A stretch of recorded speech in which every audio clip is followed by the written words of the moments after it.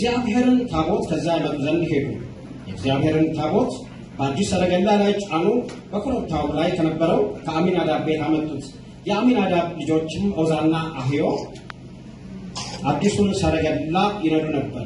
በኮረብታውም ላይ ከነበረው ከአሚናዳብ ቤት የእግዚአብሔርን ታቦት ባመጡ ጊዜ አህዮ በታቦቱ ፊት ይሄድ ነበር። ዳዊትና የእስራኤል ቤት ሁሉ በቅኔና በበገና በመሰንቆም በከበሮም በነጋሪትና በጸናጽል በእግዚአብሔር ፊት በሙሉ ኃይላቸው ይጫወቱ ነበር።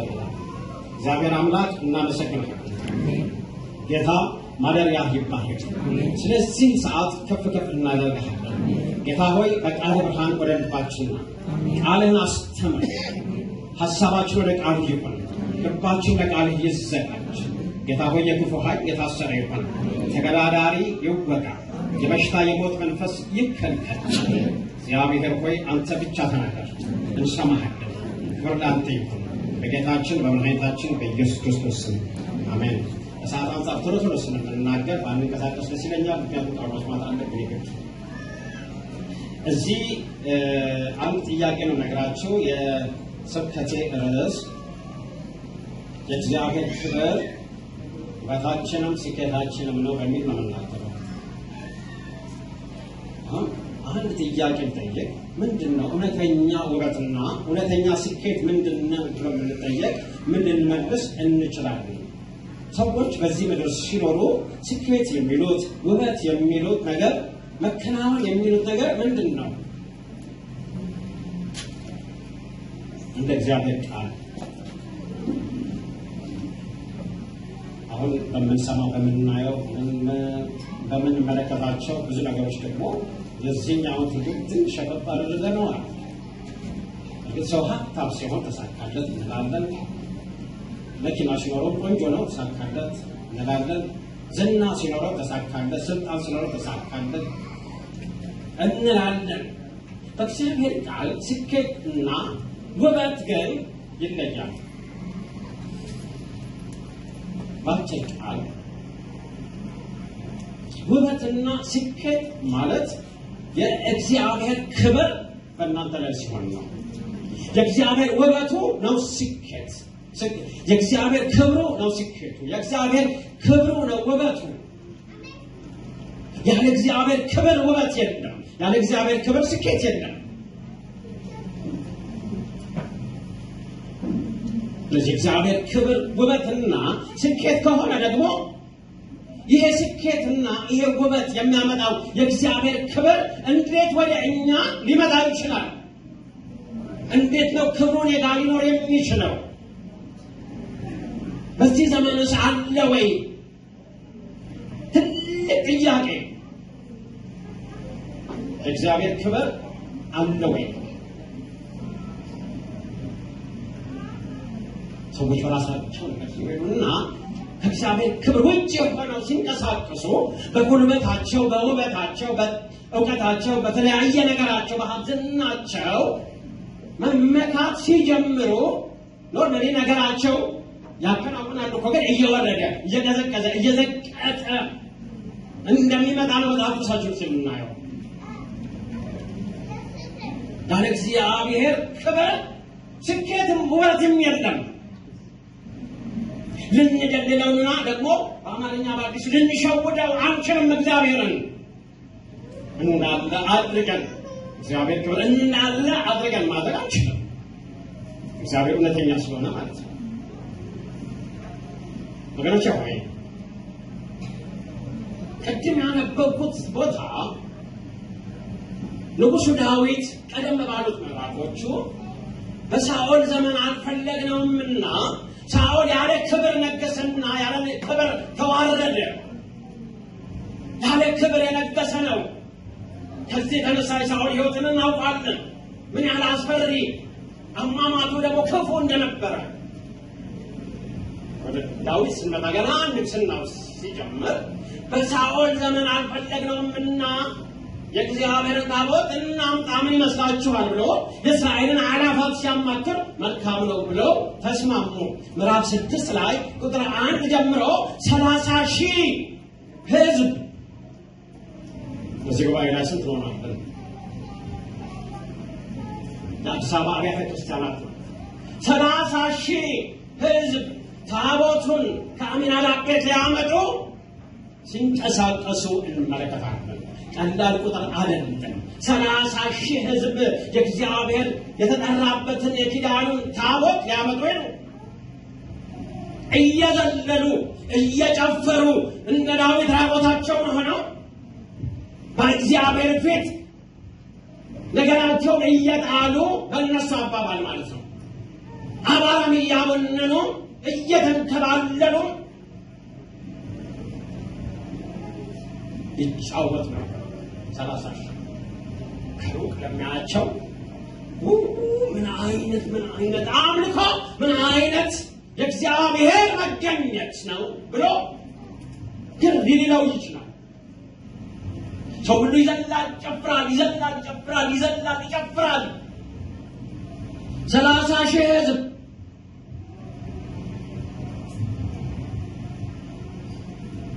ከአሚናዳብ ቤት ሲያመጡት እስራኤል ያለ ታቦት ብዙ ጊዜ ስለቆየ የታቦትን ወግና ስርዓት አላወቁምና እንደ ፍልስጤማውያን ልማድ፣ እንደ አሕዛብ ልማድ ያን የከበረ የእግዚአብሔርን ታቦት በአዲስ ሰረገላ ላይ ጭነው በበሬ እየጎተቱ ይጨፍሩ ነበረ።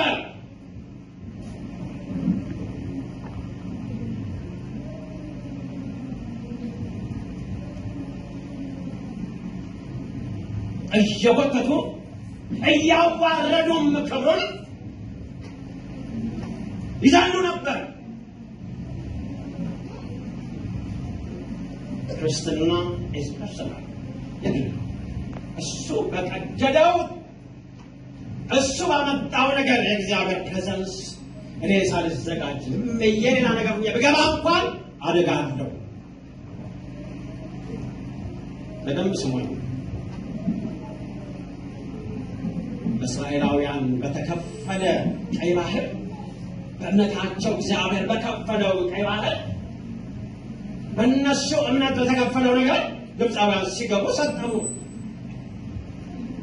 በሌላ ሰው ተአምር እነሱ ሲገቡ እንደዋጣቸው ሬሳቸው እንደተሳፈረ ነው የምናየው። እግዚአብሔር ክብር ለእያንዳንዳችን በየግላችን ነው መሆን ያለበት። በመስሪያ ቤት በቤት በጎረቤት በስራ ወይራባሪ የሚቆም ወይራባ የእግዚአብሔር ፕሬዘንስ ክብር ከሌለ አደጋ ላይ ነን። ይዘላሉ፣ ይጨፍራሉ፣ ለአበራብ ሆነዋል። ታቦቱ መሎጊያ የሚባለው ቀለበቶች ተደርጎለት በእንጨት ገብቶ ካህናት በክብር በፍርሃት የሚሸከሙት እንጂ የሚጎተት አይደለም። ክብሩ አይጎተትም። ክብሩ ይሸከሙታል። ከራስ በላይ ማድረግ ነው። ከፍ ያደርጉታል። በሰረገላ አንድ አሕዛብ ልማድ በበሬ እየጎተተ እየጨፈረ እስራኤል ሲሄድ ዝም ምስል እግዚአብሔር አፕሮቫል በቃ is good ምናምን ብሎ አያደርግም። ጊዜና ቦታ እግዚአብሔር ይወስናል። ዝም ይላል። እግዚአብሔር ዝም ሲል በስራ ላይ ነው። በምድራችን ያለችው ቤተክርስቲያን እንድታዩት ፈልጌ ነው። በዘመናችን ያለውን ክርስትና እንድታዩት ብዬ ነው። እግዚአብሔር ይመስገን ተባርካለሁ። በጣም ክርስትና ግን የግዴት የአባቱ መረጃ ሆነ የእናቱ የአክስት ምናምን አይሆንም። እየዘለሉ ሲደርሱ ናኮር ወደሚባል አውድማ ደረሱ ይላል። ወደ ናኮር አውድማ ሲደርሱ በሬዎቹ ሰረገላ ላይ ያሉት በሬዎች ታቦትን የሚጎትቱት በሬዎች ናኮር የሚባል ሰው አውድማ ላይ ሲደርሱ ፋነኑ ይላል። በቃ ከዚህ በኋላ አንሄድም። በቃ መንገጫገጭ ሲጀምር ኦዛ የሚባለው ታቦቱ ብዙ ጊዜ የተቀመጠበት ቤት ልጅ የአሚናዳብ ልጅ አህዮና ኦዛ ስለሆኑ የሚነዱት ሰረገላውን እንደ ተራ ነገር ቤቱ ስለተቀመጠ ብዙ ጊዜ የእግዚአብሔር ታቦት እንደ ሳጥን እንደ ከብት ነገር እንደማይረባ ተራ ነገር ስለቆጠረ ታቦት በሰረገላ እየሄደ እያለ ሲነቃነቅ ሊደግፈው እግዚአብሔርን ሊደግፍ ታቦቱን ሲይዝ እግዚአብሔር ቀዘፈው ይላል። ወዲያው ወደቀና ሞት። ዋው! እየተመለከ ሞት ያሳዝናል። እየተዘለለ ስብራት እየጮሁ ለቅሶ እምነትን እያሉ ጭንቀት ውስጥ ገባ እስራኤል። አሁን ስሜ ለምን ሆነ ይሄ? እያመለክን እየዘለልን እንዴት ሞት ሊመራ ይችላል? ዳዊትም ፈራ።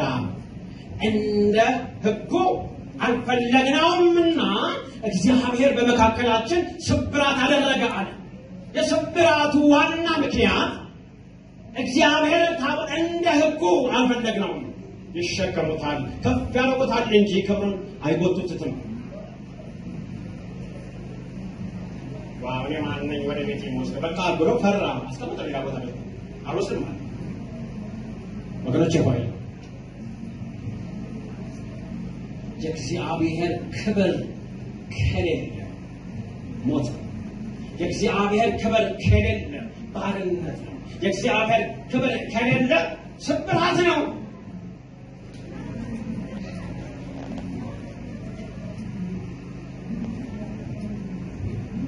ሁለተኛ ማነው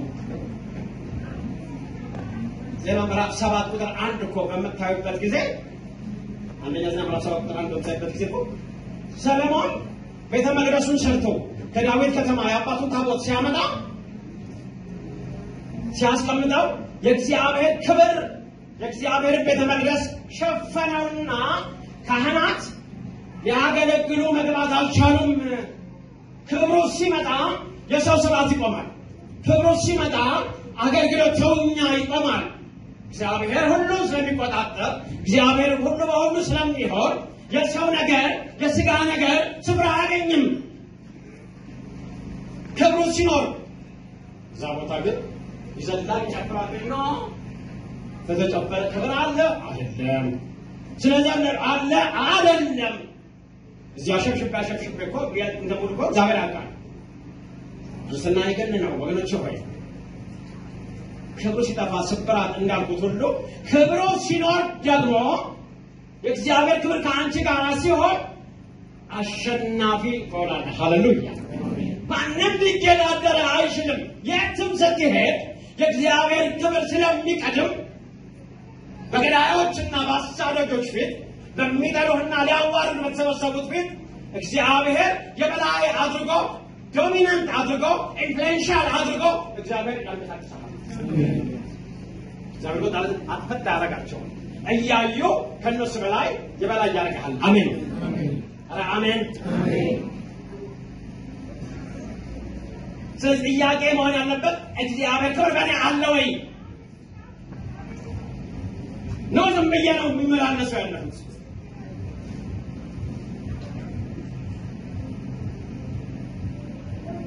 የእግዚአብሔር ክብር ነገር የመቅደስ ነገር ነው። ስሙ ይበላል። የመቅደስ ነገር እንዴት? እኛ ሁላችን የእግዚአብሔር ቤተ መቅደሶች ነን። ተንቀሳቃሽ ቤተ መቅደሶች ነን። የተንቀሳቃሽ ቤተ መቅደሶች የምንሰበሰብበት ቦታ ነው። እያንዳንዱ ሰው ቤተ መቅደስ ነው። ቅድም በሰለሞን ቤተ መቅደስ የእግዚአብሔር ክብር ሞልቶ ካህናት እንዳያገለግሉ እንዳደረገው ተጽዕኖ እንደፈጠረው ያ ክብር አሁን ኢንዲቪጁዋሊ በእያንዳንዳችን ክብር የእግዚአብሔር ሲመጣ የሚመራን የሚያስተምረን የሚናገረን የምናደርገውን ሁሉ የሚያደርገን እግዚአብሔር ብቻ መሆን ይጀምራል። አሜን ሃሌሉያ። አታለቅስም። ክብሩ ሲመጣ አስለቃሽ ያለቅሳል፣ አዋራጅ ይዋረዳል።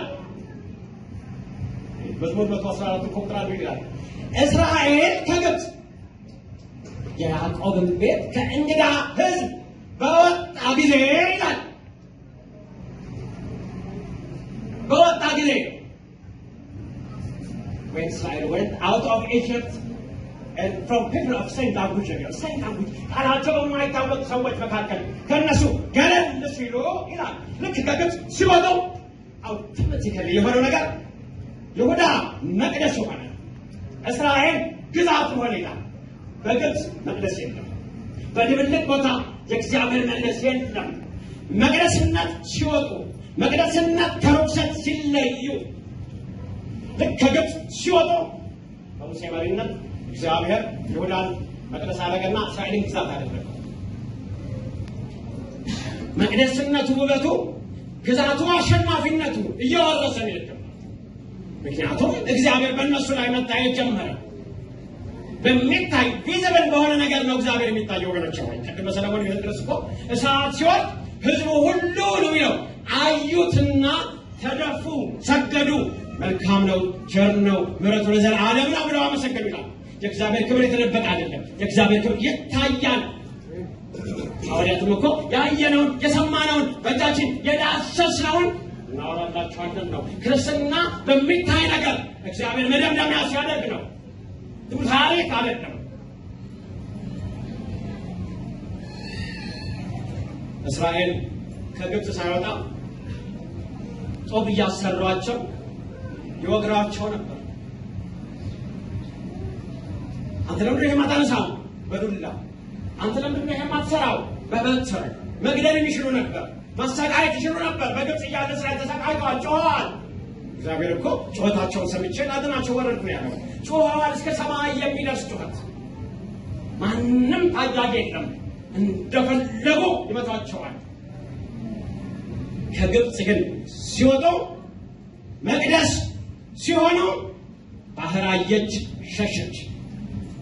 ሃሌሉያ! ባህር አየች፣ ሸሸች። ዮርዳኖስ ወደ ኋላ ተመለሰ። ኮረብቶች እንደ ጠቦቶች ዘለሉ። በጽዮን ተግዳሮቶች ናቸው አሁን ያሉት። ምንም እንለው ተግዳሮት። ልክ መቅደስ ሲሆን የእግዚአብሔር ክብር በሱ ላይ ሲሆን እግዚአብሔር በሱ ላይ ሲገለጥ አሁን በሄደበት ቦታ ሁሉ ተገዳዳሪው ያለምንም ንግግር ያለምንም አዋጅ እየፈረጠጠ እየዘለለ መሄድ ጀመረ። ክብሩ ሲኖር የሚሸሸው ይሸሻል፣ የሚገለበጠው ይገለበጣል፣ የሚፈርሰው ይፈርሳል። እያለቀስን ጌታ ሆይ አፍርስልን ምናምን አይደለም ማለት ክብሩን መናፈቅና ክብሩን መጋበዝ ነው። ክብሩን እንዴት ይመጣል እናያለን። በሐዋርያት ዘመን የነበረውን አስብ። ይሄ ነው ሲወጡ ሲገቡ በክብር ነው። ውሻው ምላሱን መንቀሳቀስ ከማይችል ድረስ የእግዚአብሔር ፕሬዘንስ በእነሱ ጋር ነበር። የሚናገሩት የሚሆን ተገዳዳሪያቸውን እውረውን ሲሉት እውር የሚሆን እንደዚህ ነው ሲሉት እንደዛ የሚያደርግ የክብሩ ኃይል በሐዋርያት ላይ ነበር። ታዲያ በዚህ ዘመን አለ ይሄ ነገር። ስለበሽተኛ ጸልይልኝ ተብዬ ጸልዬ በነጋታው ሰውዬ ይሞታል። እርግጥ ሞት የእግዚአብሔር ፍቃድ ቢሆንም የሆነ ነገር አልቆ የሆነ ነገር ይሆናል። ክርስትና አሰልቺ፣ ክርስትና ድካም፣ ክርስትና በጣም አሰልቺ የሆነበት ነገር። ምክንያቱም ጌታ እኮ ያለ እኔ ምንም ልታደርጓቸው ማለት ያለ ክብሩ ምንም አድርጋቸው። ደግሞ ምንድነው የእግዚአብሔር በአሕዛብ ያለው ሚስጥር ምናምን ብለው ቆላስይስ ላይ ሲናገር ጳውሎስ የክብር ተስፋ ያለው ክርስቶስ እሱ ከእናንተ ጋር መሆኑ ይላል። ክርስቶስ ከእኔ ጋር መሆኑ ነው የእግዚአብሔር ክብር። ሃሌሉያ! ያለ እግዚአብሔር ክብር ምንም ልታደርግ አትችልም። ከንቱ የከንቱ ከንቱ ነው፣ ድካም ነው። ሁሌ መጋጨት ነው ካለቃ ጋር፣ ሁሌ ከጎረቤት ጋር፣ ሁሌ ከምናምን ጋር፣ ሁሌ በጋ፣ ሁሌ ምናምን። ክብር ሲኖር ግን መፈራት ትጀምራለህ። ክብር ሲኖር ግን መበርገግ የሚገባው ይበረግጋል። ስለዚህ ይሄ ክብር በኢየሱስ ክርስቶስ ይመጣል። አሜን። ይሄ ክብር በኢየሱስ ያገኛችሁ። አሜን። ይሄን ክብር እግዚአብሔር መናፈቅ ውስጣችሁ ያስገባ። አሜን። 20 ዓመት እዛ ቤት ተቀምጦ ያዕቆብ እግዚአብሔር በበግ ባርኮት፣ በሚስቶች ባርኮት፣ በልጆች ባርኮት አንድ ነገር ብቻ ያስቆዝመዋል። ወይኔ ወደ ቤቴ በመለስ አሁን ኤሳው እንደዚህ አታድየዋለሁ አለ። ኤሳው ይገለኛል፣ ኤሳው ጨካኝ እንደሆነ አውቃለሁ። ምን ይሻለኛል? የ20 ዓመት በልቡ ያለ ፍርሃት። እንዴት ነው የፍርሃት ከያዕቆብ ይወጣው? እንዴት ነው እግዚአብሔር ሲረዳው ያዕቆብን? ዘፍጥረት 32 እኮ ስታነቡ እግዚአብሔር ከዛ በፊት ብዙ ጊዜ ተገናኝቶታል። 32 ወደ አካባቢ ስትሄዱ ግን እግዚአብሔር ያዕቆብን መታገል ጀመረ ይላል። ውስጥ ያለው ፍርሃት ኤሳው እየመጣ በጣም ኃይለኛ ነው ኤሳው። ሰራዊቱን ይዞ እየመጣ ነው፣ ሊገድለው ነው፣ ከነ ልጆች ያጠፋኛል እያለ እየፈራ ነው። ያዕቆብ ምን ማድረግ አለበት? አሁን እግዚአብሔር መጣና በያቦቅ ሸለቆ ታገለው። ሲታገለው አጭር ቃል ስምህ ማን ነው አለው። ያዕቆብ አለው። ስምህ ከእንግዲህ ያዕቆብ አይባልም እስራኤል ተብለሃል አለው። ሃሌሉያ! ማን ተብለሃል አለው? እስራኤል ተብለሃል። ያዕቆብ አንድ ሰው ነው። አሁን በአንድ ጊዜ ኔሽን ሆነ፣ አገር ሆነ። እስራኤል ነህ። ሃሌሉያ! የእግዚአብሔር ፕሬዘንስ የእግዚአብሔር መገኘት በያዕቆብ ላይ ሲበዛ ወዲያው ኤሳው ከሩቅ መጣ። እየተርበደበደ ያለው ያዕቆብ ከወንድሙ ፍራቸው ሮጦ መጣና አቅፎ ሳመው። ክብሩ ሲመጣ ነካሾች ይስሟችኋል። ኧረ ሃሌሉያ! ሊገድላችሁ ያሉት ይንከባከባችኋል። ሊነጥቃችሁ ያሉት ለእናንተ ምን እናደርግላችሁ ብሎ ይለምናችኋል። የእግዚአብሔር ክብር ከእናንተ ጋር ሲሆን፣ የእግዚአብሔር መገኘት ከእናንተ ጋር ሲሆን ማንም እንደፈለገ አያረግህም። ስለዚህ አሁንም ጥያቄ ምንድን ነው? እግዚአብሔር ከኔ ጋር አለ ወይ? የእግዚአብሔር ክብር እንደ ሐዋርያት ዘመን የነበረው አለ ወይ? በእውነት ሴንስ አደርገዋለሁ ወይ? ሰዎች በሕይወቴ ኢየሱስን አይቷል ወይ? ክርስትና ማለት ትክክለኛ ትርጉም ንገራቸው። ክርስቶስ በእናንተ ሲታይ ነው። ክርስትና ማለት የእግዚአብሔር ክብር በእናንተ ጋር ሲታይ ነው። ያለ አዋጅ፣ ያለ ፖስተር፣ ያለ ንግግር፣ ያለ ማስታወቂያ ነገር የለም፣ መናገር የለም ይላል ዳዊት። ድምፃቸው አይሰማም እና ቃላቸው እስከ ምድር ዳር ወጣ። እንዴት? ነገር ከሌለ መናገር ከሌለ እንዴት ነው ድምፃቸው እስከ ምድር ዳርቻ የወጣው ሲባል ኖ በእነሱ የፀሐይን ድንኳን አደረገ። ሃሌሉያ!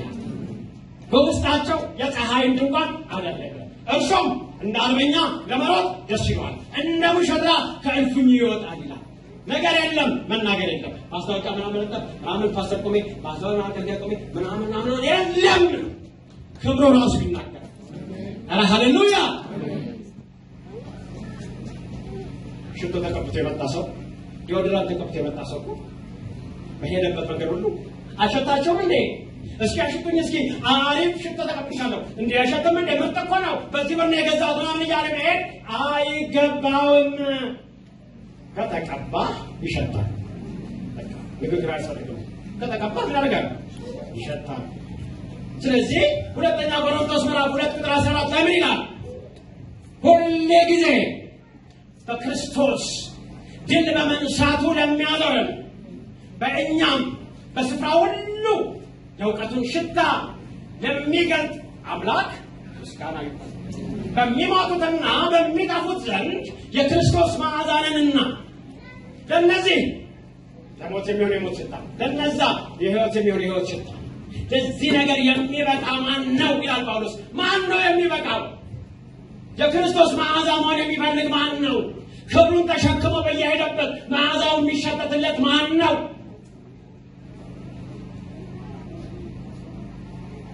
እንደ ሌሎቹ የእግዚአብሔርን ቃል ቀላቅለው እንደሚሸቃቅሉት አይደለንም አለ ጳውሎስ። ነገር ግን በክርስቶስ እንዳለ በእግዚአብሔር እንዳለ በእግዚአብሔር ፊት በክርስቶስ ሆነ እንናገራለን። ስለዚህ ክርስቲያን በሚሄድበት ቦታ ሁሉ የክርስቶስ መዓዛ አለው። የሚሰነፍጥ ለጠላት፣ የሚስብ ለቅዱሳን፣ እረፍት የሚሰጥ ለቅዱሳን ሽታ አለው። ያ የክብሩ መገኘት ምልክት ነው። ስለዚህ በራሳችን የሄድንባቸው መንገዶች ብዙ አላስኬዱንም፣ ምንም አይሄድንም፣ ብዙ አላስኬዱንም። ወደ እግዚአብሔር ነገራችንን ወደ እሱ በንስሐ ልንመልሰው እግዚአብሔር ይፈልጋል። በቃ የኔ ነገር አላስኬደኝም፣ የእውቀቴ ነገር አላስኬደኝም፣ የትምህርቴ ነገር አላስኬደኝም። ለካ መኖር የሚቻለው በትምህርት አይደለም፣ ለካ በዲግሪ አይደለም፣ ለካ በማስተርስ አይደለም፣ በፒኤችዲ አይደለም፣ ለካ በሀብት አይደለም በዝና አይደለም ለካ የሚኖረውና ያሸናፊነት ሚስጥር በክብር ነው እስራኤል ከግብጽ ሲወጣ መቅደስና ግዛት ሲሆን ባህር አየር ሸሸች አንተባት ነገር ስትሄድ በመንገድ የሚሸሸው ይሸሻል የሚገለበጠው ይገለበጣል ሃሌሉያ ማንም ሊገላገላችሁ አይችልም ወገኖች ሆይ በስራ ቦታ ብትሄዱ ተአምር ነው የሚሆንባችሁ ተላላፊ እባብ ሲወሰወስ ነው የምታዩት አልሐምዱሊላህ ክብር ሲኖር ክብር ሲታጣ ነው ውርደት ክብር ሲጠፋ ነው ችግር መከራ ጨው ናችሁ አላለም ጨው ግን አልጫ ቢሆን ይላል ምን ማለት ነው የጨውነት ክብሩን ቢያጣ ይልና ወደ ውጭ ተጥሎ ከመረገጥ በቀር ለምንም አይጠቅምም ለካ ክብር ሲጠፋ መረገጥ አለ ለካ ጨውነት ሲጣጣ መረገጥ አለ ስለዚህ በኢየሱስ ክርስቶስ ስም ዛሬ ክብሩ ይመለስ አሜን በእያንዳንዳችን ሕይወት ክብሩ ይመለስ አሜን እንዴት ደስ ይላል ክብሩ ይመለስ አሜን ወገኖች ሆይ ክብሩ ይመለስ አሜን አሸናፊ ነው የሚያደርግህ በሄድክበት ሁሉ የእግዚአብሔርን ነገር ነው የምታየው መናወጥና መንቀጥቀጥ በአሕዛብ ዘንድ ይጀምራል በሄድክበት ቦታ ሁሉ መንቀጥቀጥ ይኖራል ምክንያቱም እግዚአብሔር በአንተ እየታየ ስለሆነ እግዚአብሔር በአንተ ሰዎች ስለሚያዩት ልመና ያቀርቡልሃል ነው የሚለው እግዚአብሔር ቃል ልመና እግዚአብሔር በአንተ አይተነዋልና እባክህ ለልመና ያቀርቡልሃል አንተ ለምትለምነው ክብሩ ሲጠፋ ግን ውድቀት ክብሩ ሲጠፋ ግን ስብራት ክብሩ ሲጠፋ ግን መሸነፍ ይሆናል ስለዚህ ራሳችንን ለእግዚአብሔር ዝቅ ልናደርግ እግዚአብሔር ይፈልጋል ቴስት ማድረግ አለ እግዚአብሔር አለ የለም በምናደርገው ነገር ሁሉ ላይ እንደ ዳዊት እየዘለሉ እየጨፈሩ እኮ እዚህ ጋር ሰው እየሞተ ነው የእግዚአብሔር መገኘት አንዱ ምልክት ቢሆንም እንደዛ ግን የተዘለለና የተያለ ሁሉ እግዚአብሔር አለ ማለት አይደለም ከእናንተ በላይ ከኛ በላይ ነው የሚዘምሩት አሁን ይላል በጣም አዛብ ነው ሲዘፍሩ በጣም ጭቃ ይላል እግዚአብሔር ከኛ ጋር እንዲሆን ከተፈለገ እግዚአብሔርን በእግዚአብሔርነቱ ዳዊት እንዳለው እንደ ሕጉ አልፈለግነውምና ስብራት አደረገ እንደ ሕጉ እግዚአብሔርን ፈልጉት ምንድነው ሕጉ በክርስቶስ ሁለንተና መስጠት አሜን ሃሌሉያ አረ ሃሌሉያ ከኃጢአት መራቅ በራስ ማስተዋል ከመደገፍ መራቅ ብዙ ነገር ሰጥቶናል አሁን ሰይጣን ቢዚ የሚያደርገን ነገር በእግዚአብሔር የሚለይ ነገር ብዙ ነገር ሰጥቶናል ቴክኖሎጂ ያመጣው ቢዚ ሰው ሁሉ ቢዚ ሆኗል እግዚአብሔር ደግሶታል ሌላም እየመጣ ነው ያለው ሌላ አርቲፊሻሎች ነገሮች እየመጡ ናቸው ያሉት ነገር ግን የእግዚአብሔር ክብር ከሱ ጋር ያለ ሰው ያሸንፋል እስኪ ያሸንፋል ወደ እስኪ ሃሌሉያ ያሸንፋል ስለዚህ ክብሩን ልንናፍቅ እግዚአብሔር ይፈልጋል ያለ ክብር እግዚአብሔር ከኛ ጋር ከሌለ ማሸነፍ አይቻልም ምን እያልኳችሁ ነው በጣም መጥፎ ቃል ነው ይሄ ቃል በእስራኤል ዘንድ የነበረው መጥፎ ቃል ነው እኔ አንደኛ ሳሙኤል ጋር ያለው ቃል በጣም ያስፈራኛል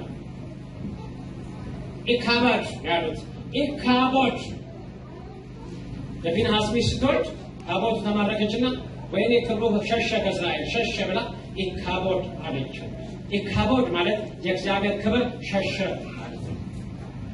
ስለዚህ ኢካቦድ እንዲሆንበት እግዚአብሔር አይፈልግም ሁሉ ጊዜ ፕሬዘንሱ የእግዚአብሔር መገኘት እኛ ጋር ክብሩ እንዲሆን እግዚአብሔር ይፈልጋል በአሸናፊነት ሕይወት እንድንመላለስ እግዚአብሔር ይፈልጋል